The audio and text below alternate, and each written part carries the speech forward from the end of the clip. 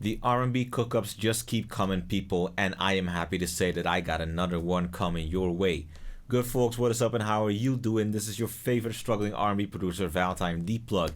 I got a dope loop featuring some electric piano and some electric guitar waiting to go, waiting to be broken down, waiting to be flipped into a dope beat, and y'all are gonna watch me do exactly that. Let me hit you up with a preview and we can get down to business.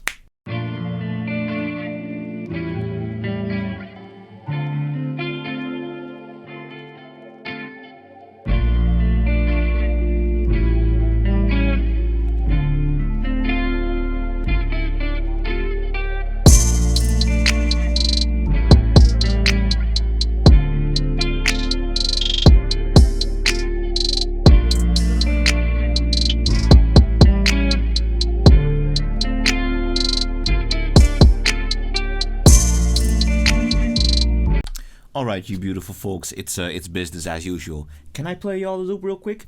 I'm gonna play y'all the loop real quick.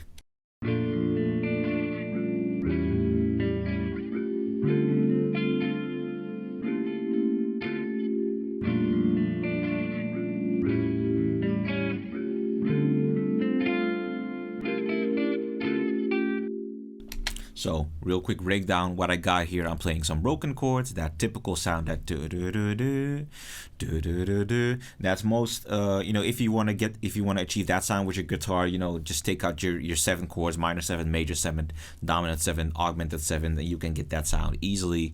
But I think y'all want to know more about the chord progression. Chord progression is relatively simple. I'm starting here with an A sharp major 7 chord, transitions into an A augmented 7 chord, goes into an A dominant 7 chord, goes into another A augmented 7 chord.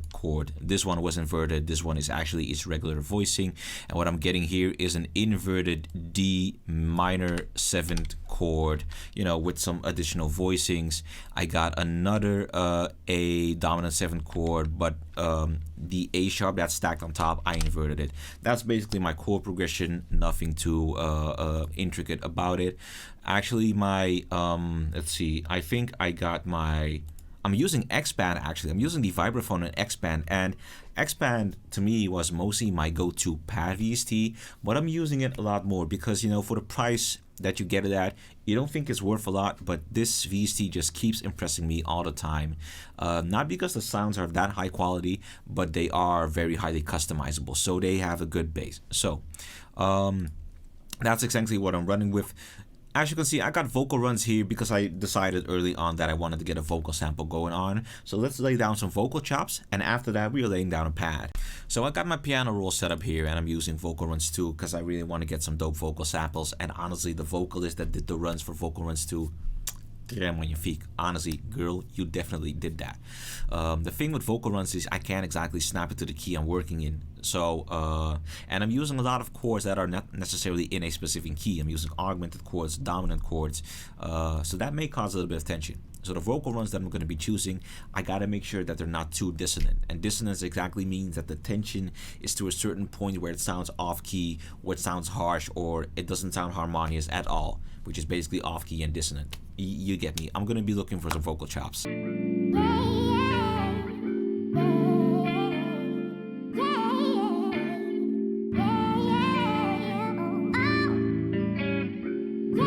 Alright, so apparently working in the key of F major gives me the least tension, so we're just gonna stick to that. I'm also just gonna be adding a few EQ cuts because at this point y'all know how I like to process my vocal samples. Get a little radio effect going. Boom.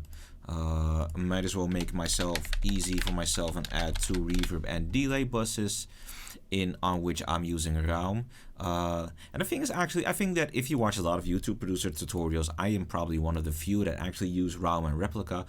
Most people just go for the industry standard stuff, which is Valhalla DSP, which make amazing plugins. I'm not knocking them, but I'm guessing I'm just using what I like. So I'm gonna be processing my vocal sample. When I get back, it'll be processed and we are gonna be looking for a pad. So can I run you through my processing real quick? So what I did, I took out Wave's vocal doubler, and you can set 4 voices to thicken your vocal. I used 2, and I pitched them down an octave, right? But what I also did is I took down the gain of the main voice, so that deeper voice, that pitched down voice, is actually more at the foreground, and the actual original recording is more at the background. I use Auto-Tune, purely cosmetical, because I don't need to change anything with the vocalist, but it's more to get that real trap R&B kind of vibe. So now it sounds like this.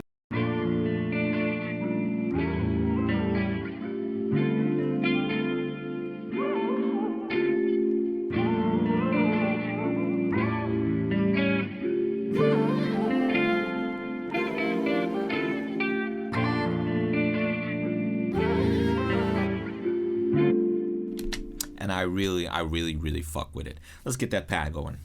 Boom, found me a super saucy pad. Let me just play it for y'all without the process.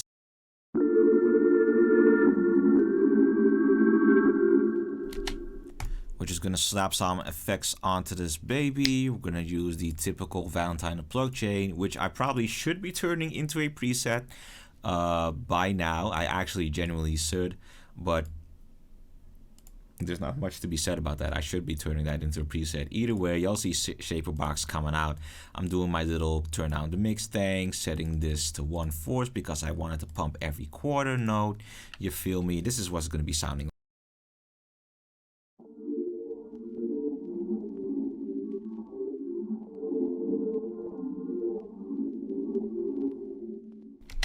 Perfect, perfect. All right, so we've completed our sample. Let's go and flip it.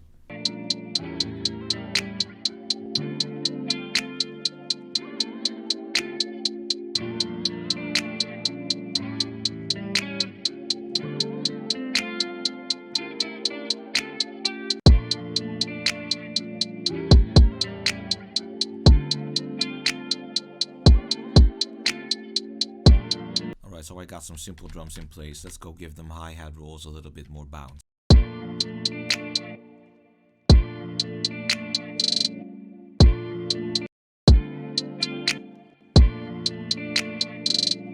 I've set up a drum bus for my drums because I want them to be tighter just a little bit. So I'm going to squash them together using bus compression. Let me just set my settings real good. Yeah, my attack's fine. I don't want my attack to be too snappy. I don't want it to be too fast. My release is fine as it is, and my ratio 2. So let's just listen to what I.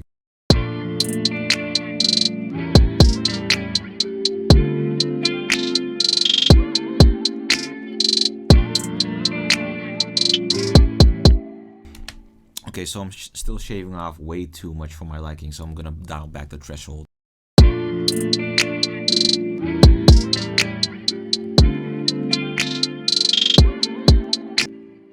And honestly, bus compression is mostly just to tame the kick a little bit because that kick needs hella taming. Alright, cool. So Sublab has entered the chat. I'm looking for a nice 808 to use as a template, customize just a little bit so that I can flip it into an 808 of my own. Then I'm going to add an 808 pattern of my own. And the reason why I'm doing this is because I want slides. And I have a specific 808 sound in mind that I really need to recreate with Sublab. So give me some time. When I get back, that 808 will be nice and sitting and sliding. Alright, so it didn't take me long to get an 808 that was ready to go. Let me just play you the 808 pattern as the beat plays.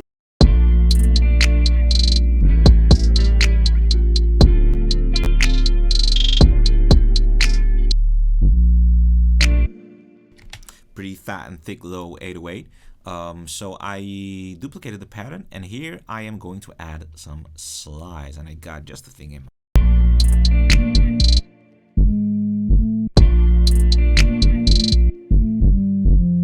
So I'm looking at this playlist and I'm thinking to myself, damn, what the fuck else do I really need to add?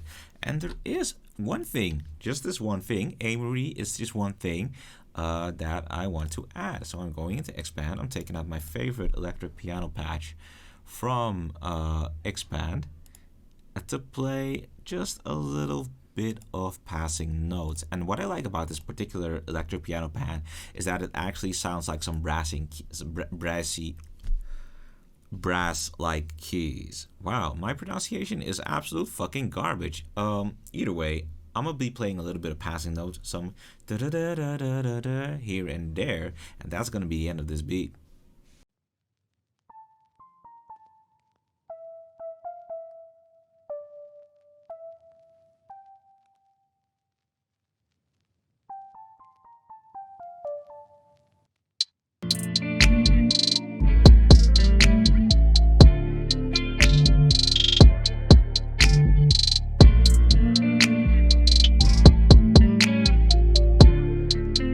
Good folks, we are at the finish line. I want to thank y'all for tuning in, for watching me cook up this dope beat. As for artists that could possibly hop on this beat, hey, it might be a Queen Naija. I don't know. I don't know. It might be Janae Aiko. I don't know. I don't know. It might be Normani? I don't know. I don't know. I don't know. We have yet to find out. Either way, I got a dope late night vibe R&B beat, and y'all got to watch me cook it up. So, thank you for tuning into the video. I'm gonna see y'all in the next. Y'all be easy. Peace.